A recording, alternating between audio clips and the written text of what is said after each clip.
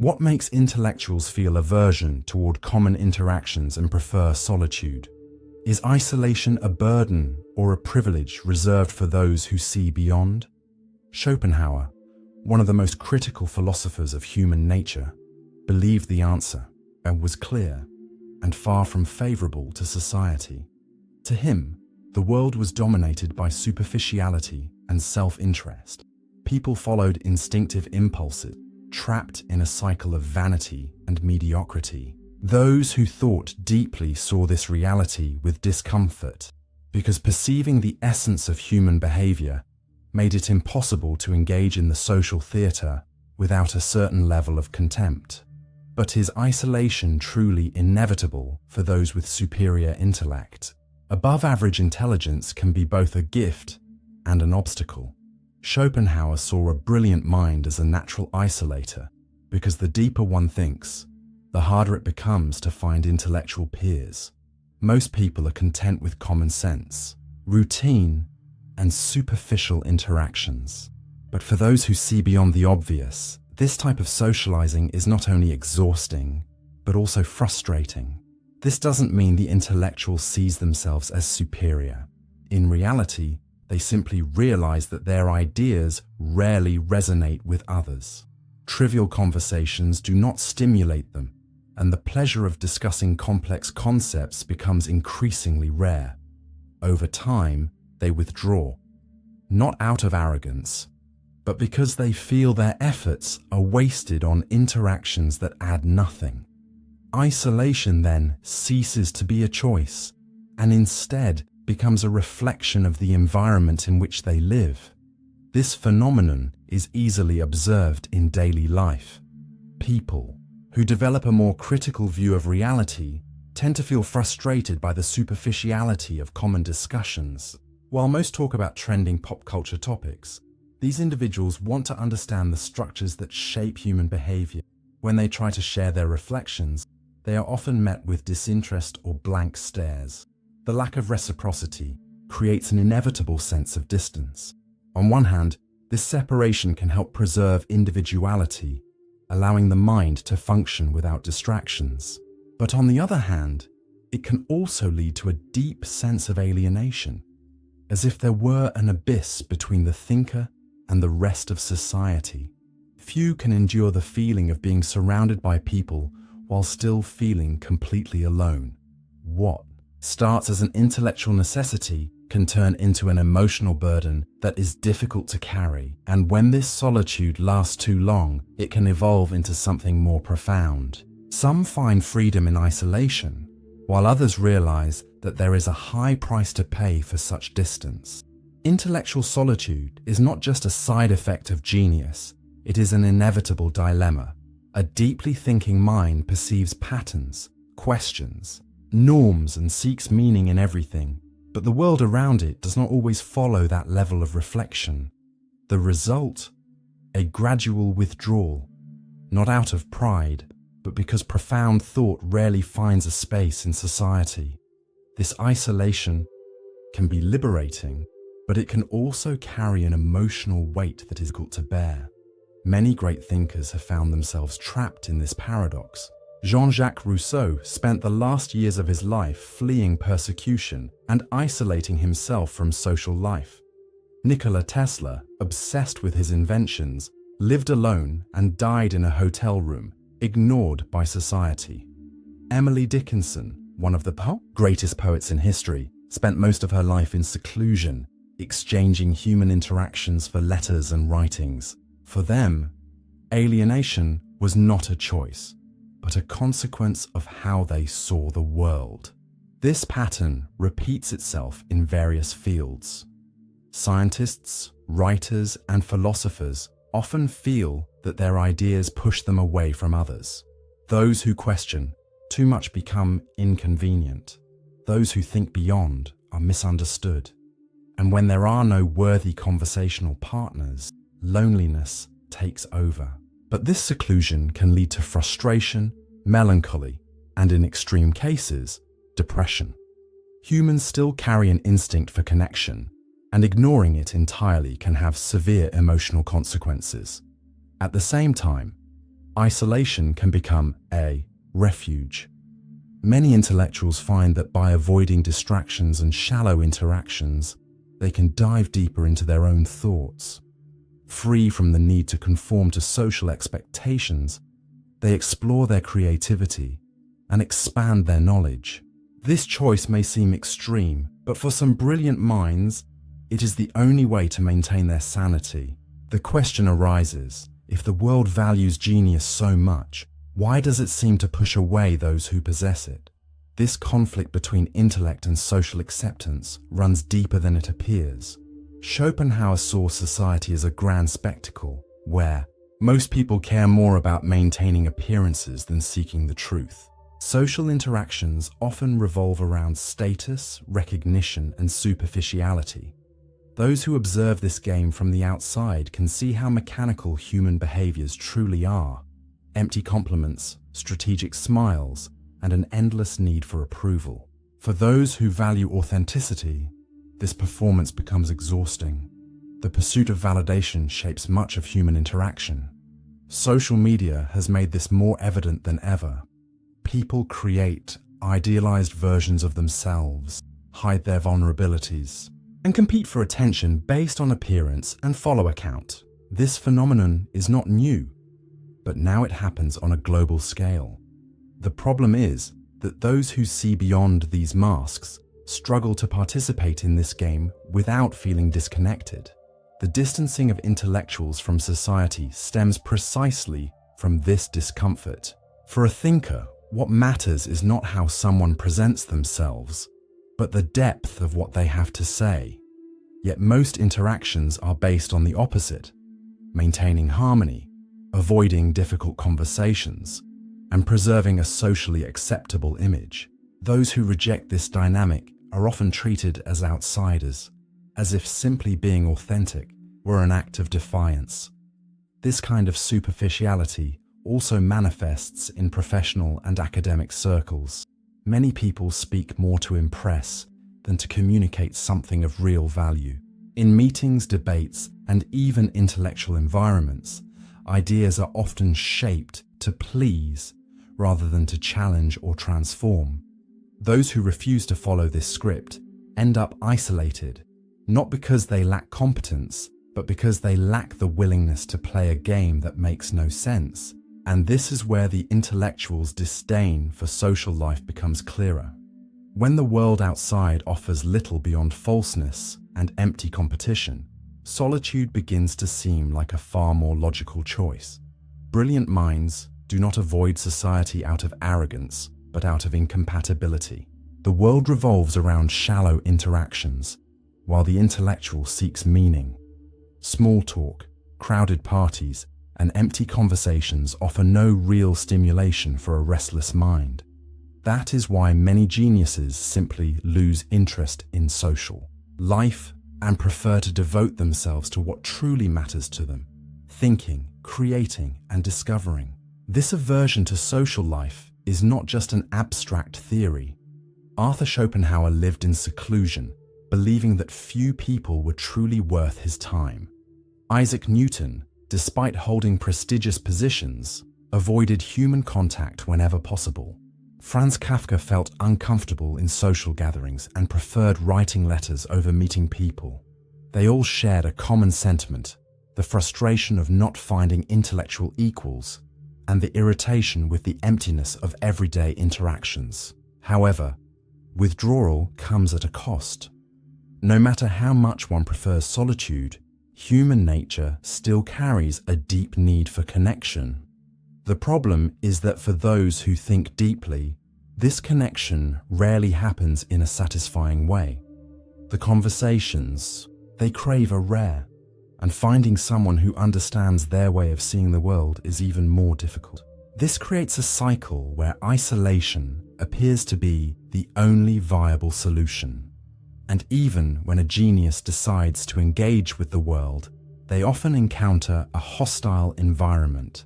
High intellect can be unsettling because it challenges certainties and questions conventions. Throughout history, countless thinkers have been ridiculed, not because they were wrong, but because their ideas required a level of reflection that few were willing to face. Faced with this resistance, many simply give up trying to fit in.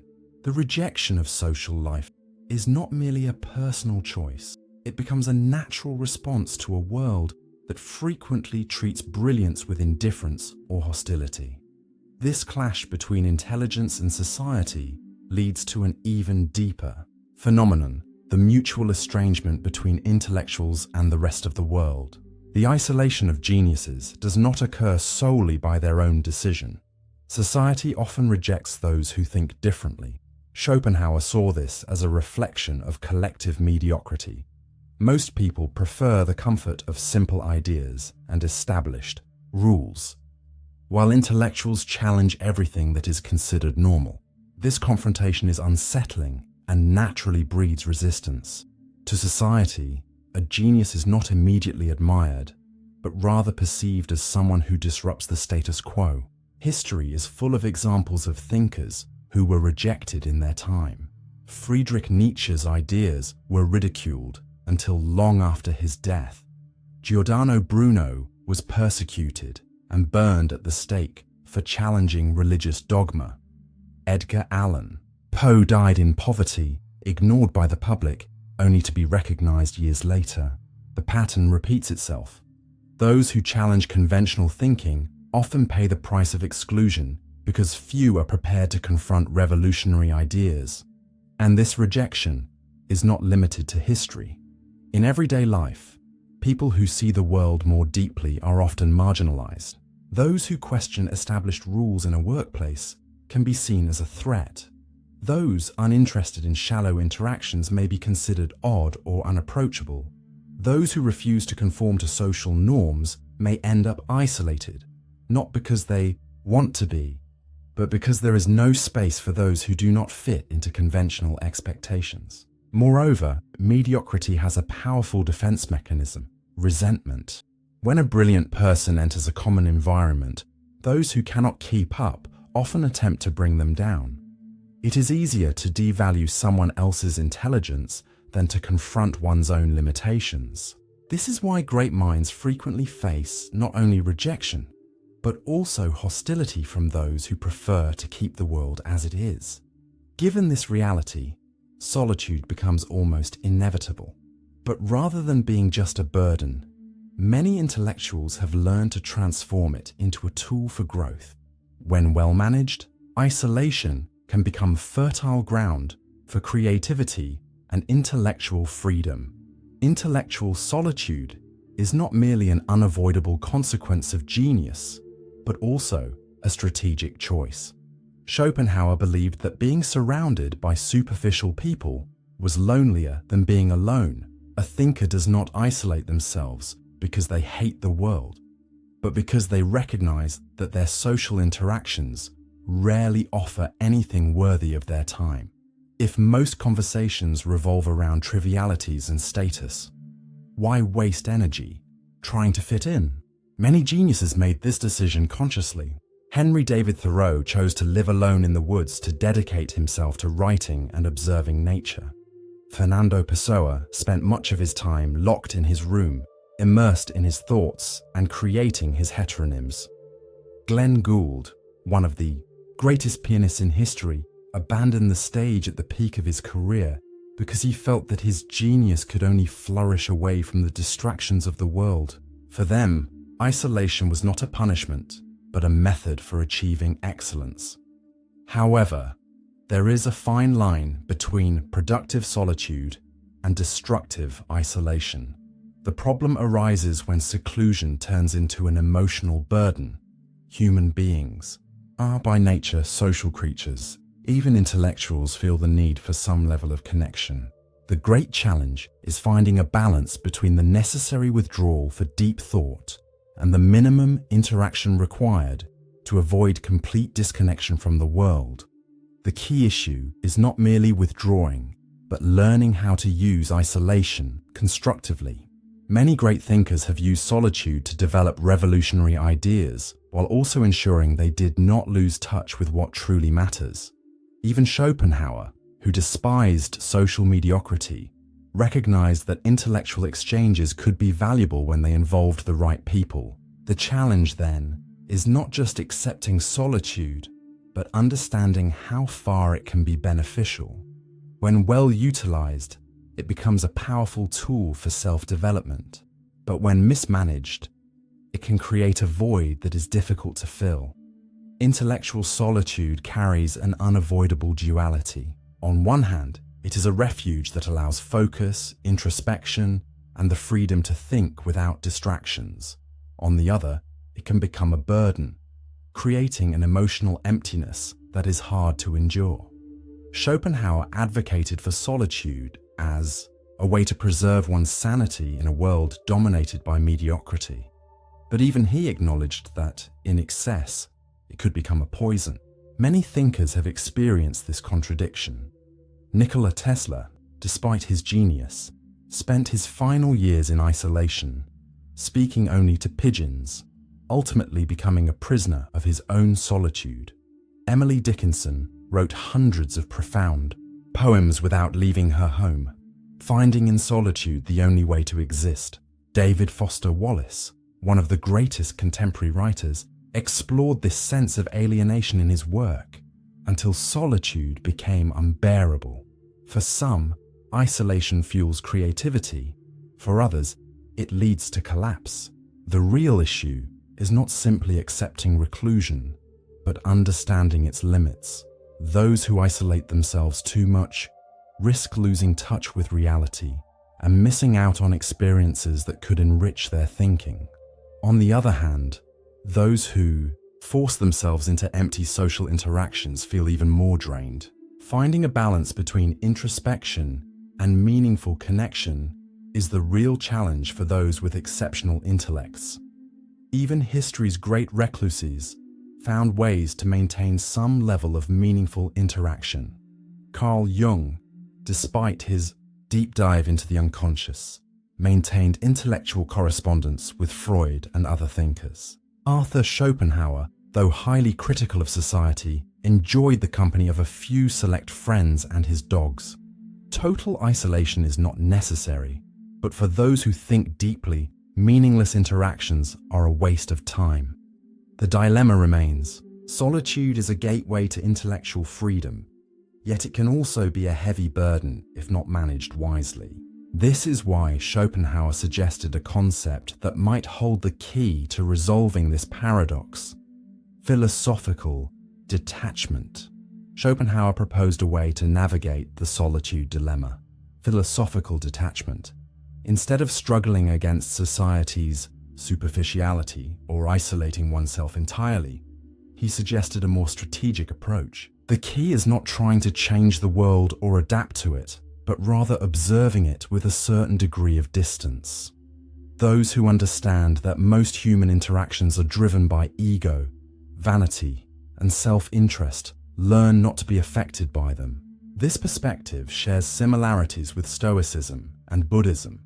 Just as the Stoics believed that true freedom comes from mastering one's emotions, Schopenhauer argued that intelligence should rise above the frustrations caused by society. Rather than becoming irritated by mediocrity or feeling out of place, the thinker learns to see the world as a game, one that does not need to be taken too seriously. Many brilliant minds have adopted this detachment. Leonardo da Vinci, despite being surrounded by courts and nobles, never became deeply involved in political life and maintained a distant perspective on human behavior. Voltaire, despite his sharp criticisms of society, understood that expecting the masses to become intellectually enlightened was futile. So instead of becoming frustrated, he chose to laugh at the situation.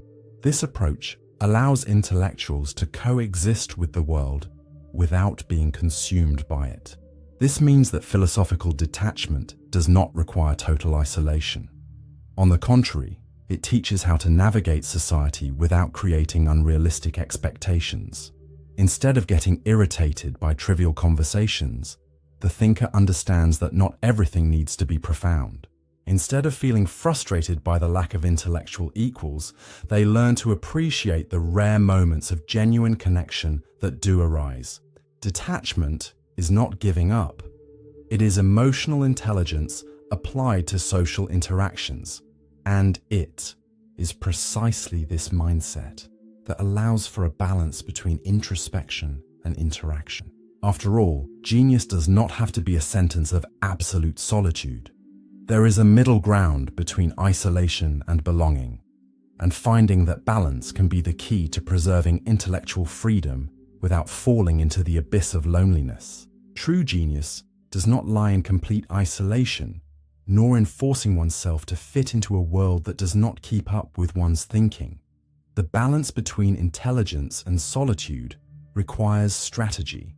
Schopenhauer saw withdrawal as a necessity for those seeking knowledge, but he also recognized that to some extent, interaction with the world was inevitable. The secret lies in choosing where and with whom to invest time and energy. Many intellectuals have found ways to maintain this balance without compromising their freedom of thought. Carl Jung valued his time alone to explore the unconscious, but he also understood the importance of engaging with patients and colleagues to test his ideas. Albert Einstein had moments of deep introspection, but also knew how to use humor and lightness in his social interactions. These examples show that genius does not have to be a barrier to living in society. It is simply a matter of knowing how to manage exposure wisely. This also applies to everyday life. Those with highly analytical and inquisitive minds may feel out of place in many social settings, but that does not mean they must give up all connections, instead of trying to fit into groups that make no sense. The smarter approach is to seek interactions that truly add value.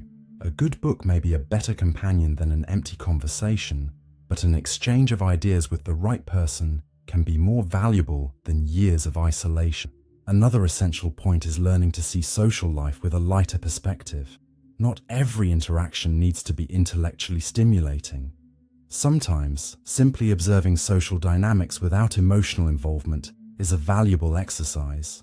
The important thing is not to lose oneself in extreme seclusion, because even for the greatest thinkers, some form of human contact has always been necessary for their ideas to make an impact on the world. Finding this balance is not easy, but it is essential for maintaining sanity. Intelligence can feel like a burden when isolated, but when managed well, it becomes a powerful tool for transforming the way one lives and interacts with society. For Schopenhauer, solitude is a necessity for those who think beyond the obvious. The social world is built on superficial interactions, and those who seek depth often feel out of place. But is isolation truly inevitable? The key lies in choosing wisely where to invest time and energy. Not every interaction has to be profound, but living surrounded by trivialities is also not an option. The secret is to act strategically without getting caught up in empty social patterns. And what about you? Have you ever felt that your intelligence has distanced you from others? Or have you managed to find a middle ground? Leave a comment and subscribe to the channel.